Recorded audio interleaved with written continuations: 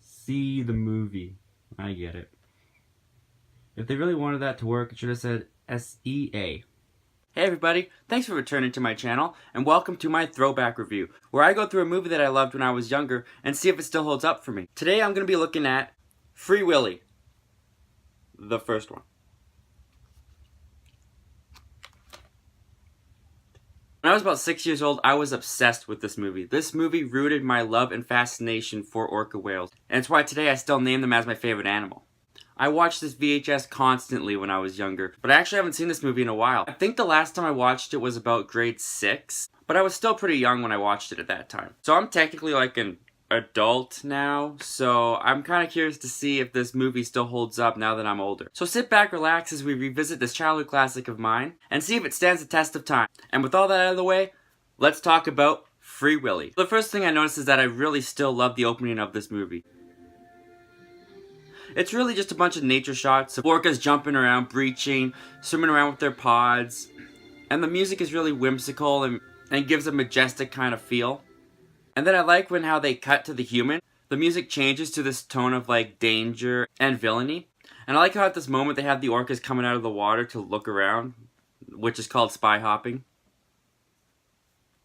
And I like that they cut to them spy hopping because it really gives the orcas more personality. It makes them seem more like they're like the scouts scouting like, uh-oh, we're in danger. We have to alert the family. We have to alert the pod. A pod is what a family of orca is called.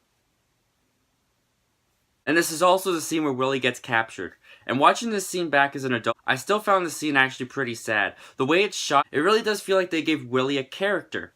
He's behind this net and his family's on the other side. He's making this awful wailing noise because he's a whale.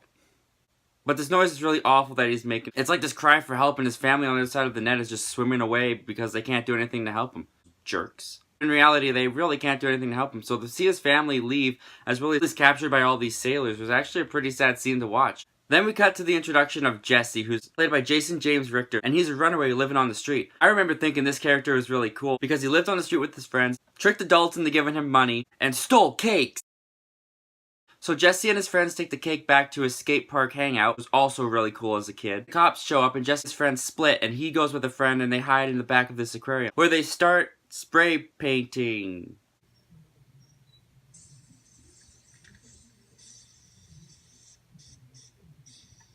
Yeah, they just start spray painting. It's not even like they're making gang signs or anything. It just looks like they're spray painting in circles all over the... I don't know. That's just what kids did in the 90s when they were on the street. So when Jesse's in this garage spray painting, this is where he meets up with Willie.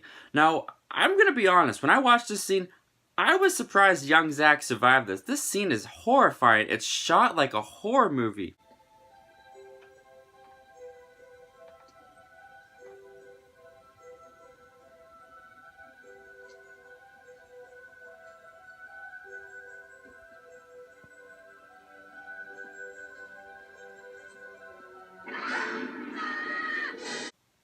Tell me that wasn't straight out of a monster movie right there. So anyways, Jesse gets caught by the cops and is told by his social worker he has to clean up all his spray paint mess that he made at the aquarium. Then his social worker takes him to meet up with his new foster family, and his dad is Michael Madsen from Reservoir Dogs and Kill Bill. Run, Jesse, he'll cut off your ear! After not seeing this movie in a while and seeing Michael Madsen show up after watching him in Kill Bill and Reservoir Dogs, took me by a bit of surprise. I didn't remember him being in the movie. So Jesse goes back to the aquarium and he starts cleaning up his mess. And as he cleans up his mess, his fascination with Willie starts to grow. We're told by a park worker, Randolph, that Willie is not a people person, that he doesn't like people. If you don't bother him, he won't bother you. So later that night, Jesse sneaks out to go to the aquarium and sit by Willie's tank. Which gets me thinking, where's the security in this place? How is he able to just sneak into the aquarium and sit by Willie's tank? I mean, what if someone snuck in there and something really bad happened?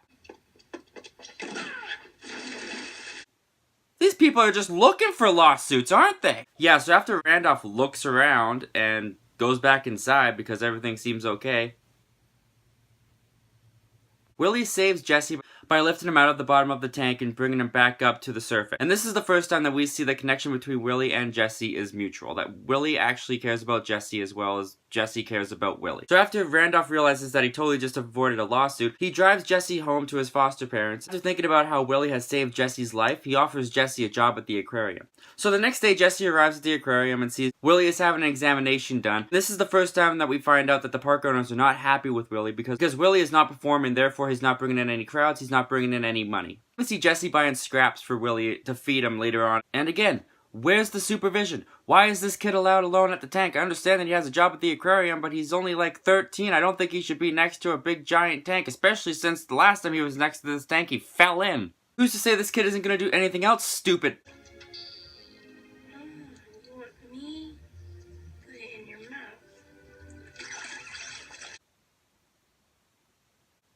I didn't think about this stuff when I was a kid.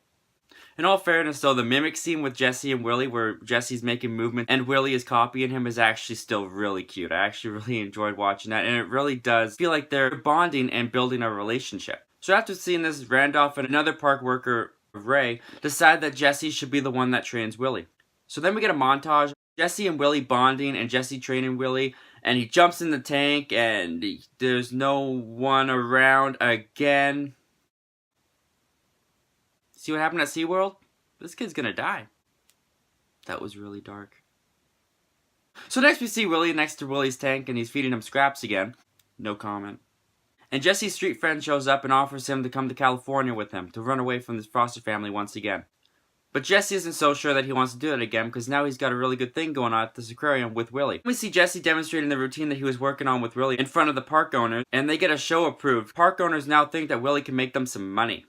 So the day of the performance comes and Willie is not participating, he's not cooperating, he's not listening to Jesse, and people are down below in the observation window banging on the glass, really annoying Willie. So because the performance isn't going as planned, the crowd starts heckling by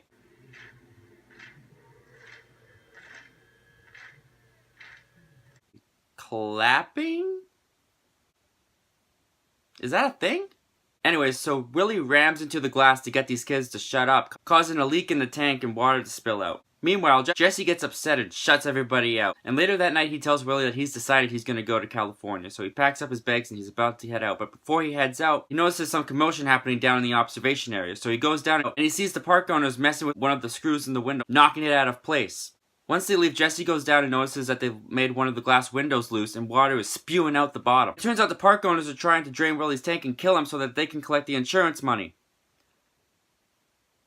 But I'm sure they have security cameras, right? I mean, that's not gonna pan out very well. Anyway, so he runs and gets Randolph, and they decide to free Willie. So they steal Jesse's foster dad's truck. Again, Michael Madsen.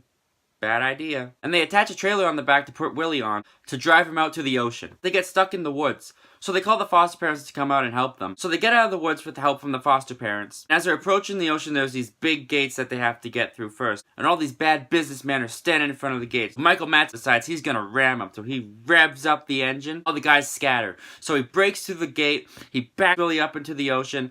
And as they're trying to get Willie off the trailer, all the businessmen run up behind them and start to throw down in the water.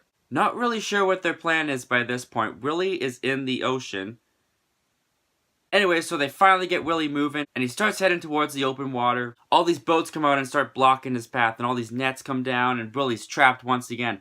So Jesse gets Willie away from that situation by telling him to follow him as he's running towards this big rock wall.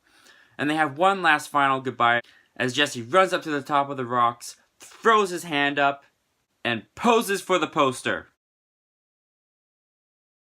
It's the iconic scene that every time I saw as a kid I got pumped up to watch. Of Willie jumping over Jesse's hand, landing into the water, free at last. They do one final shot of an orca breaching, the same one that was at the beginning of the film, and Jesse says a little goodbye, letting Willie go. And the final shot we see is 3 whales swimming together, and one of them is Willie, showing us that he has reunited with his family.